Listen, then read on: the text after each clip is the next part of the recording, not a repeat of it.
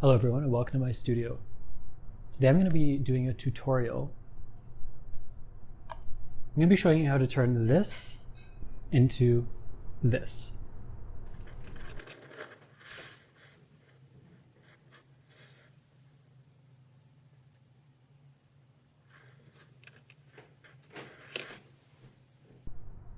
People have been asking me to make tutorials for a really long time, and I've always said no. Because there is a certain journey, a certain set of skills, tools, materials that I've spent a really long time collecting, and I just couldn't think of a way to share that information with people in a way that would be effective and that you could actually learn from. But I've spent a lot of time thinking about that and reconsidering that assumption, and I think that I've found a way to take you all on a journey through my process, one that will be effective in teaching you how to make miniatures the way that I make miniatures. And if you follow along for this entire journey, the goal is that at the end of it, you will have your own fully functional miniature kitchen. So welcome to part one of our tutorial miniature kitchen Tom Brown Creates making journey.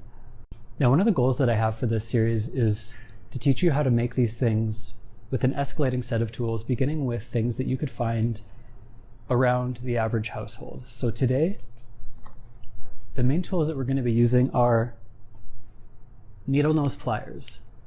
Now, these are probably my most used tool, and I would say the number one most important tool to use when you're making miniatures. So if you don't have a set of needle nose pliers, this is the investment to make for this video.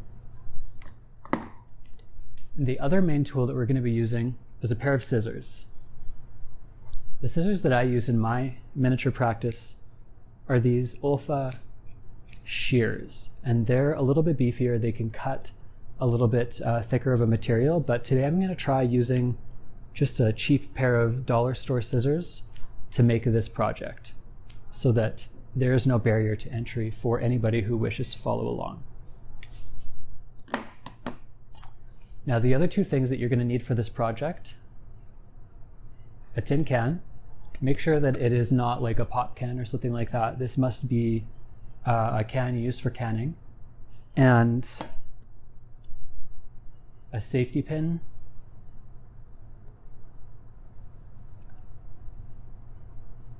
And just a regular sewing pin.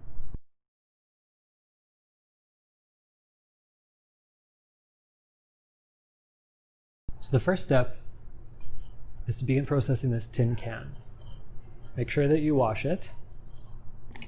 And this is probably the most challenging part of the build. This is going to be the hardest single cut.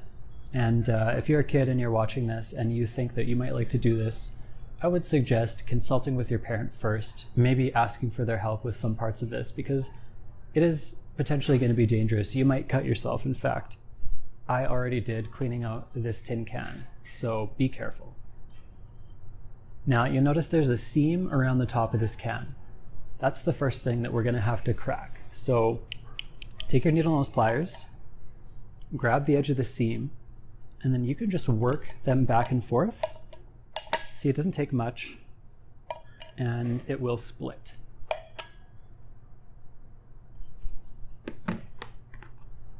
So the next thing that you'll want to do, using your scissors, just get them in that split and make a single cut down. So we have our single cut. We're going to take the needle nose pliers and we're just going to bend this back. So the reason that we've done this is so we can get our scissors on this flat part of the metal. So take your scissors, and what I want you to do now is to cut along this line right here all the way around.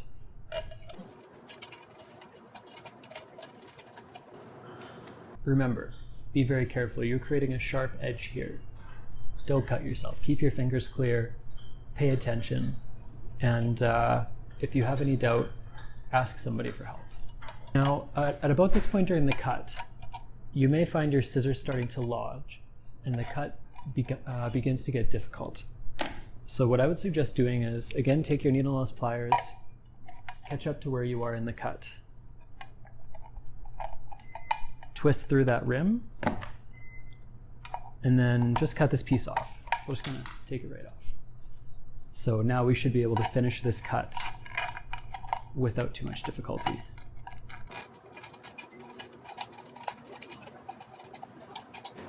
So right towards the end of the cut, you might find it beginning to get difficult again. What I've done is I've just gone and bent this part back. And that lets me get right at it with the scissors.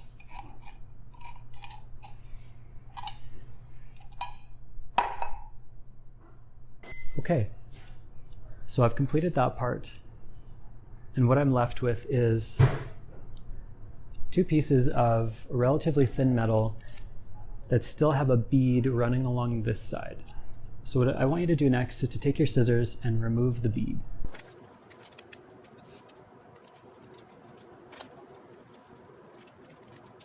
Okay, so now we have two really nice thin, flexible pieces of metal, and we're ready to move on to the next step. So this step is going to decide how long the set of tongs you make will be. Okay, so the next step is going to decide how long the tongs that we make are. Now, what I recommend in terms of length is anywhere between 1 to 1.5 inches, somewhere in that zone. That's going to give you enough length to grab foods without being so long that it becomes unwieldy. Now, what I normally use for measuring is this pair of calipers, but a ruler or a measuring tape would also be fine. Also, you can just guess. That would be fine too. You know what, let's go to metric here. So this is between 1.5 inches. I'm gonna go to 4 centimeters. I'm gonna take my scissors and cut these down to 4 centimeter lengths. We've got 4 really nice pieces of metal right now. Really what we need is 2. 2 really nice pieces of thin, flexible, but still kind of strong metal. Now I'm going to show you the next step. And this is the crucial step, but it is also a little bit of guesswork and creativity. There's not an exact template for how to shape this, but I'm going to draw it right now, and I'm going to show you how you might draw your own. Now, a tong, when you flatten it out, is shaped like this. And this is just a very rough sketch that I've made here, but we're going to do a much more precise job of transcribing this basic idea onto the metal. I'm going to break this up into 4 pieces, so quarters. The top quarter is the top part of the shape. So the top quarter and the bottom quarter.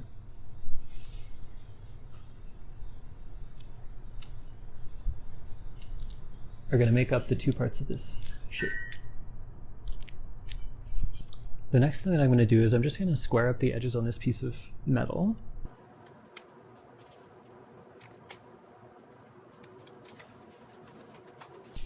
And I'm going to make one of them slightly wider than the other one.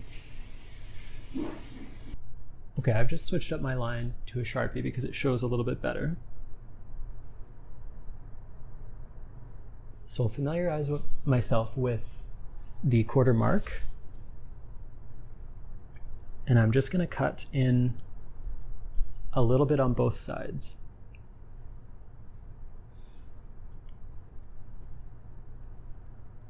You see that? Just starting the cuts. Next thing I'm going to do is take the corners off of both of those cuts. And the metal should just flake off like that, and we'll be left with something that looks like this.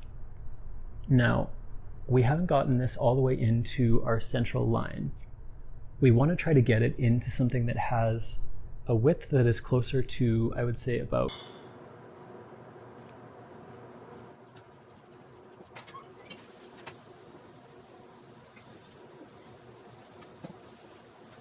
okay.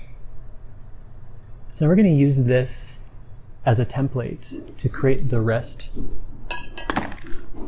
of the cuts on both of the pieces. So what I'm going to do first is line these up just like this.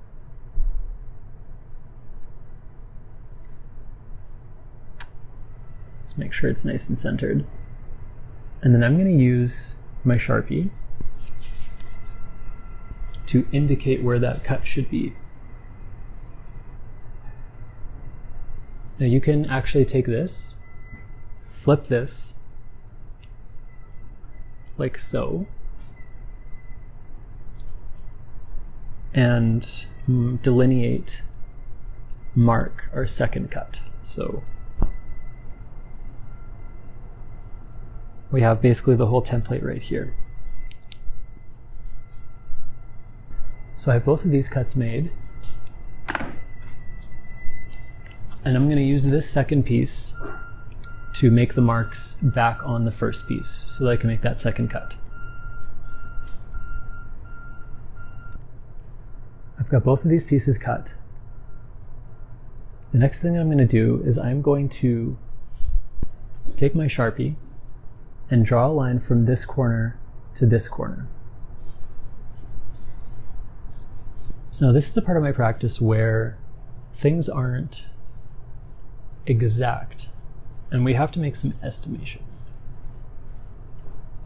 So what we're going to do is, looking at these corners here, we need to cut the extra material off of the side. And what we want to do is we want to leave enough material that we can fold it over, and when you fold it, they'll meet in the middle and they'll create a triangle. But you're going to have to use your brain to decide exactly how much that is. It should be about half of the width of how wide you want your central part to be. So I'm just going to do it. You can watch and see where I cut, and you can use that as a guidepost for yourself. And if you make a mistake, you can always start over. I have 1,000 times, so let's do it. So I will say that you're going to have to kind of angle your scissors to get them in there, but they should fit and cut just fine. And you can see, once I've made that cut, how it roughly followed the Sharpie lines that I just had you draw. It's kind of one good guidepost, potential guidepost for making those cuts. Okay, the next thing that we're going to do, we're going to make that part. And how we're going to do this, once again armed with our Sharpie, we are going to draw a dot at the very tip, right in the center. And from that dot, we are just going to estimate and draw a blobby oval. Now, taking our scissors, we're going to cut out around that blobby oval. So 2 blobby ovals. You notice that neither of them is perfect. That doesn't really matter at this point in the build. They're going to be shaped a little bit further. You can see this has teeth. So I'm going to show you next how I make the teeth. This isn't necessarily the only way to do it. Maybe you can come up with a better way of doing this part, but this is how I do it. On a piece of metal, I am just going to score the very tip, and then in equal increments from there down. I don't know how well that's coming across, but you can see roughly where I've scored the tip. So the next thing I'm going to do is I'm just going to make a small snip at each line that I've indicated, no more than 1.5 to 2 millimeters deep, just enough to create a little tiny snip.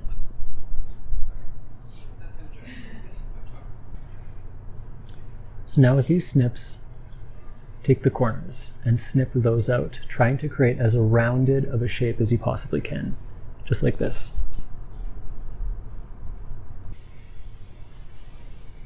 From here, you're going to grab your sandpaper and just round these out a little bit.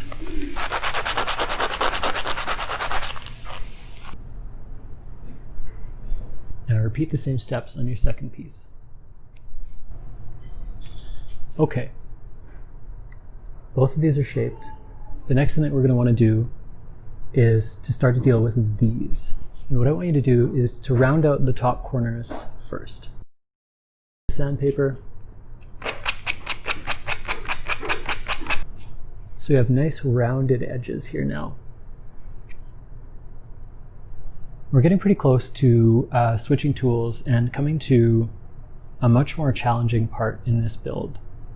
So I would say that if you've been having trouble with what you've been doing so far, this would be a good time to go ask somebody for help. If you have been doing fine, then that's great. Just keep following along. I have grabbed my needle nose pliers. We're going to need them for this next step. What we're going to do is we are going to decide where we want to make the bend in this shape down the side. So take my pliers and I'm just going to line them up basically with this and this corner.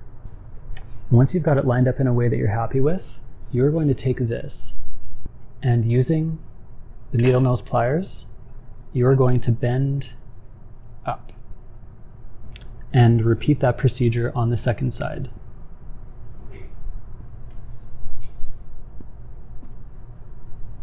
So after those first bends, this is what it looks like. And you can see this side didn't get bent quite as far as this side. So I'm just going to use my pliers and I'm going to even it all out. Now, we have an open channel on the bottom here. And what I want to do is I want to use the pliers and kind of put them over on an angle like this. And very gently, I'm going to bend both of these inner parts so that they line up. So you can see this thing is starting to take shape. The next part is a little bit more creative and artistic. We are going to shape the hand of the tong. And the way that this goes is that I use my needle nose pliers once again, and I'm going to grab each one of these teeth one at a time, and I'm just going to bend them in. Just like that. So I've bent one side of this into more or less the final shape, but I've left the other side unbent. And this is because I need to use this side to line up with this side so that everything fits together correctly. And I need to punch some holes in this piece. Now normally the tool that I would use for this job is an awl or a drill with a very tiny drill bit. My awl right here, very easy, punch holes. But because I'm trying to do this with materials that are commonly found just lying around the household, I'm instead going to use a thumbtack. Once again, we are going to grab our Sharpie, and I'm just going to make 2 dots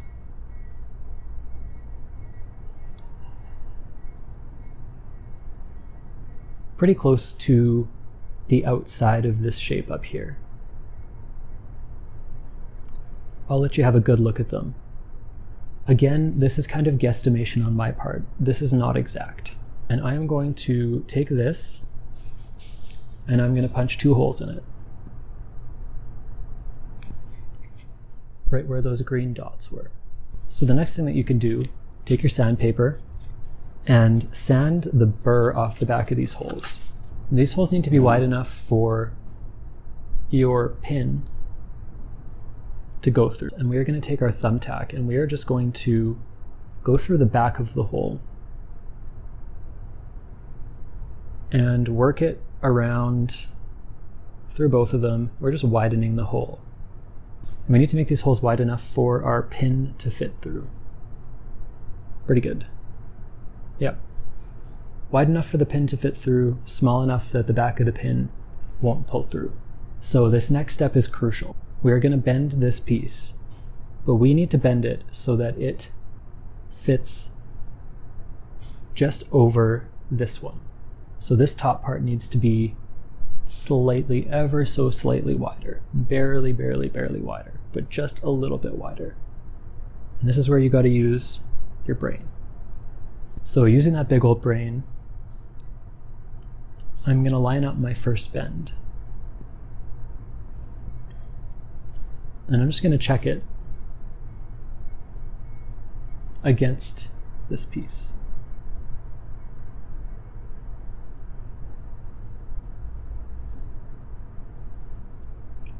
And use that to get an idea of where I should make the second bend. The bend is done and you can see the fit. It's very tight. Now, one thing I'm having an issue with here that you may need to correct in your piece. See how long these are? And when I slide them inside here,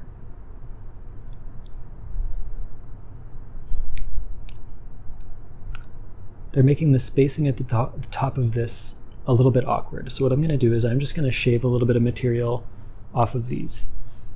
Not too much, just a very small amount. Okay, that's better. See how they're a little tighter on this side. So the next thing that we're going to do is using our original holes as a register. We're just going to poke through with our thumbtack through the hole and scratch around. Just scratch around.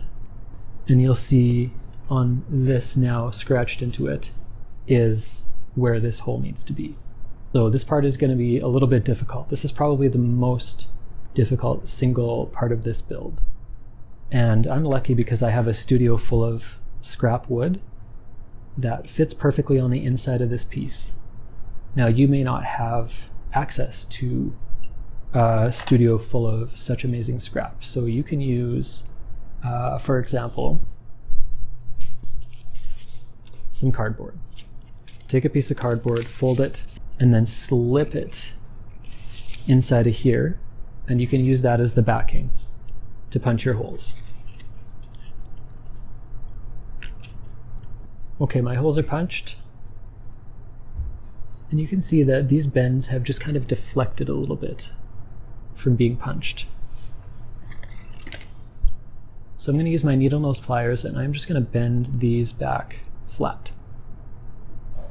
And then using the thumbtack, I'm just going to widen these holes yet again. Grab the sandpaper and just sand off the burrs on the inside of these holes. So I've yet to finish my folds on this piece. I'm just going to do that now. And then once again, bending all of those teeth in. Okay, so now we can test fit. Take our pin, slide these together, and if everything has gone according to plan, we should be able to slide the pin through the holes, just like that. And our tongs should open and close. And they do. Okay, looking good. Now, this is what makes this build a little more special in my opinion. And take our safety pin. And we're going to harvest this spring from the back of it. So your needle nose pliers, most needle nose pliers will have wire clippers on the end and clip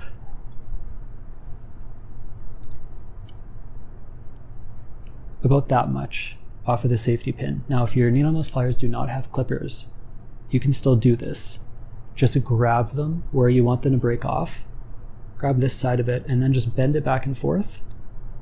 The metal will stress and it will break. So now we have a spring that we can put into our tongs. So take them apart, And what you want to do is you want to take the safety pin and slip it down inside of here. And into here.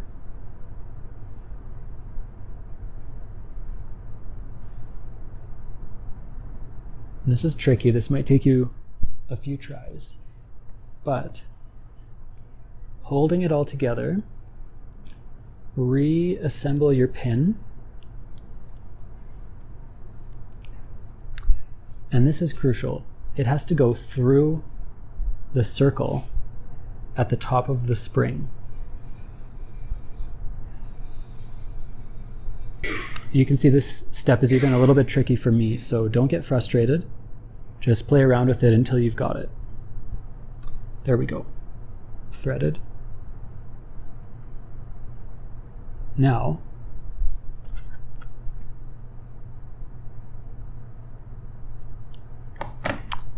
when we go to use our tongs, they spring back. So this is an opportunity now that you're test fitting it. Just make sure that everything lines up. So you can see when I go to close my tongs, the tips don't quite perfectly line up. So what I'm going to do is just using my fingers. First, I'm going to make a slight bend right at the tip so that they're just bent in a little bit like that. And then using the needle nose pliers, I'm going to go to this end and I am just ever so gently going to compress it. Now that just tightens the whole mechanism up. So now you can see my tips are lined up and I can use my tongs as tongs. We need to take our pin and using our needle nose pliers, we need to bend it as close as we possibly can to the tongs. So what we're going to do is this. We are going to go and give it a bend. Now I've got my bend started. You can see it's at about 45 degrees. I'm going to take my needle nose pliers. I'm going to clip the pin. And then I'm just going to finish the bend. You may need to put your needle nose pliers right up inside and grab it like this. There we go. Now they're not going back through. And our tongs are complete. So the finishing step, I'm just going to take my sandpaper and I'm just going to run it over all of the remaining edges, making sure there's no sharp edges sticking out. And I'm going to take it over to the sink and I'm just going to wash it with some hot water. That'll help get the Sharpie off and clean out any sort of metal shavings, scrap files, anything like that that may still be present. So I'll be right back. So the reason that I chose tongs as the first thing that I showed you how to make is because they're essential to miniature cooking. We have big hands, and when we're making tiny things, we need something much smaller that we can grab them with. So using these tongs, we can effortlessly grab tiny little pieces of food. And don't feel pressured to use just a tin can as your metal. You can use any kind of metal that you might find lying around that is at least this strong. So an old tea tin might work really well. Any kind of scrap metal that you can find. Scrap aluminum works really nicely. Don't feel pressured though to do exactly what I do, because I didn't learn how to do this from anybody. I taught myself. And I'm trying to teach you not only how to make these things, but I'm trying to teach you the skills so that you can figure out how to make other things for yourself. Now, out of this, hopefully you have started to build a toolbox as well. Needle nose pliers, essential. They will be your most used tool. Scissors, they're very important. And if you can spend a little bit more money on it, get these ones. The Olfa multi-purpose scissors. Some kind of a measuring tool, be it a ruler, calipers, measuring tape. Anything is good. Sandpaper. This is an essential piece to making most miniature projects. You'll want something in and around the 150 grit, but even better if you can have 100, 150, and then something much finer like a 400 grit so that you can sand things to a reasonable finish. And now that we've started building this toolkit, we're going to be able to use it in future videos to make ever more difficult and complex pieces, so that at the end of this process you can be up and running making your own miniature dishes. So thank you so much for watching this video. I really appreciate you sticking around, and if you did attempt to make this tutorial, please leave a comment with a video of your own finished product. I'd love to see it. So thank you very much, and I'll see you next time.